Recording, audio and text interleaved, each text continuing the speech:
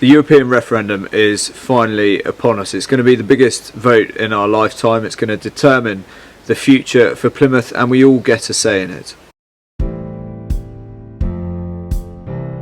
I've worked hard to get people involved in this referendum.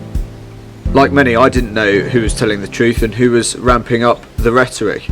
Actually, the quality of the debate made me pretty ambivalent for a while, but the campaigns are over now and it's time to vote. Do we remain or do we leave the European Union?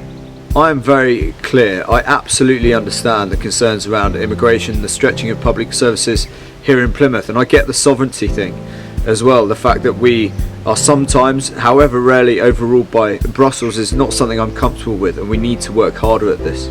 But the response to this situation is what matters. We're on a trajectory here in Plymouth. We've seen a fall of over 50% in unemployment since 2010. Our local economy is booming. More people in work is the single biggest driver in changing the life chances of some of our most vulnerable in Plymouth. Not a single economic expert I have heard of before has said that this will boost our economy. On the contrary, they all say there will be some sort of shock or some sort of contraction. I'm not prepared to risk it and throw away all of our good work for some sort of nirvana that many of us can't really pin down. I'm not happy with our relationship with the European Union. We need to work harder at reform, but leaving it, the price is too high in my view, and it'll be borne by those who it is always borne by, the most vulnerable and the most deprived in Plymouth.